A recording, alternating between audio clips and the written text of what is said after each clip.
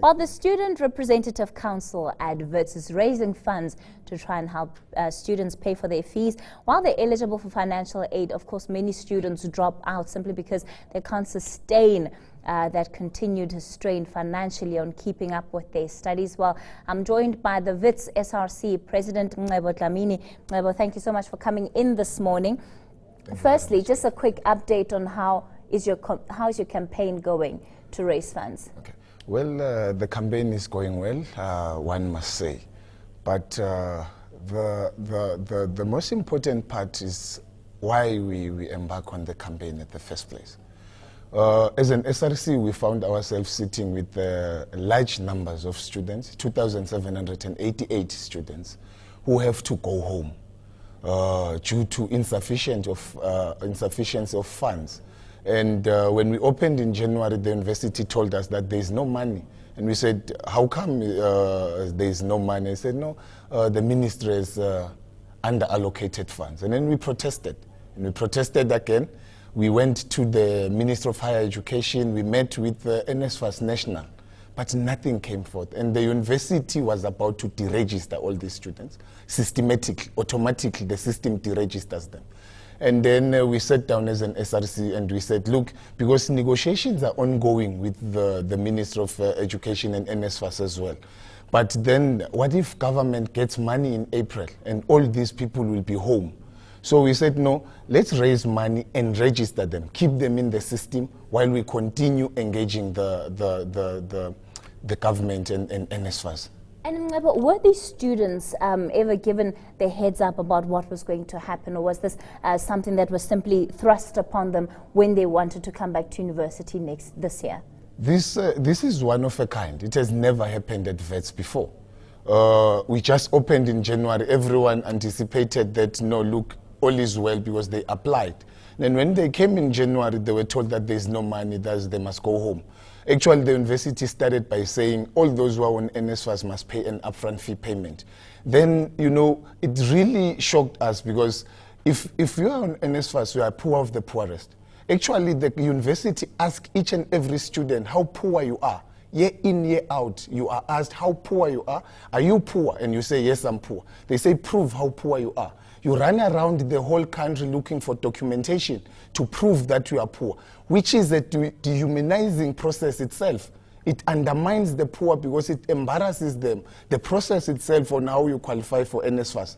Now, once you prove those, you provide those documents, the university said, no, now we know you are poor, but there is no money. You can go home. Give us 9,000 or you go home. And that we felt that that was an insult. Then we protested to the university and we said, where should these people get money? Because you know that they are poor. Actually, you ask them that they are poor and they prove that they are poor. And you've directly gone against some of the officials at Wits University and in protest and said, you know, they need to be taking greater responsibility for their students, but they've told you that, well, it's an issue for government to handle. Do you think that enough responsibilities is being taken, particularly on the part of the university and also on the part of NSFAS officials and the Ministry of Higher Education in this regard? Well, Kate, let me tell you, there are four culprits in this situation. You have the treasurer, which must fund the Minister of Higher Education. You have the Minister of Higher Education, which lacks the will to serve the poor. There is a lack of will from the ministry. You have NSFAS itself, which is incompetent. You have the university, Wits University, which is highly incompetent, which is actually undermining the poor of the poorest. Wits has an obligation. The university has a role, not just to open the doors of higher education, but also to be generous. Because it knows that it has a majority of their people are poor. By the way, we are talking about a university that at some point opened the doors for Rwandans. There was a time at Wits where Rwandans were paying 4,000 rand during the genocide. What is stopping the university today to say, here is the crisis of NSFAS, I'm dropping fees for all the people of NSFAS? Actually, that's a responsibility of the Minister of Higher Education. Why is Plain Nzimanje not controlling the autonomy of universities? Why is someone who's on NSFAS expected to pay the same money as someone of Patrice Motsepe's children or the Oppenheimers? when you know that these are the poor of the poorest, but you are still expected to pay exorbitant fees. That's the role of the Minister of Higher Education. What do you want the minister to do? Blade must declare NSFAS as a crisis, first. Secondly, he must control the autonomy of universities.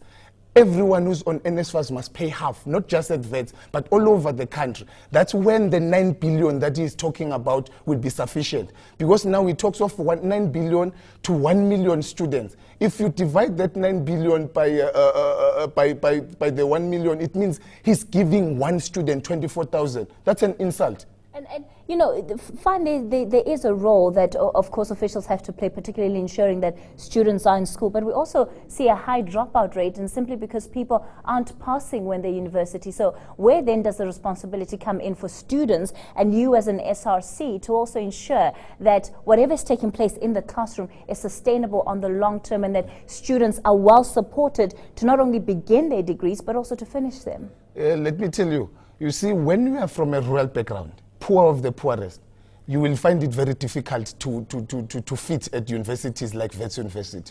Some people have never seen a computer in their lives. They've never touched a laptop. You've never been taught by a white person in your life. For the first time, you'll be taught by a white person. Everything now is online. Now, that shift from matric to university is huge. That's why you will have a high dropout. That's why you will have a majority of them at the poor of the poorest, because the struggle is huge. And the fact that the very same ministry is benchmarking our black brothers and sisters out of 30, when the pass mark at Wits is 55 and above. They are coming with distinctions of benchmark of 30. Really, this shouldn't be happening after 20 years of democracy. But as an SRC, we have now a program called At Risk program, where we assist first years together with each and every faculty.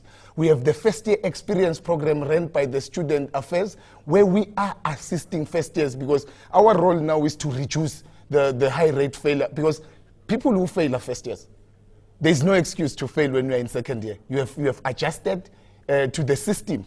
But our focus is on first year. If we can take 80% of the first years to second year, we would have achieved, and then we will leave office happy. All right, but that's where we're going to leave it for now. Of course, that's close to 3,000 students whose academic life really stands in jeopardy as they wait for funds so that they're able to pay for their school fees.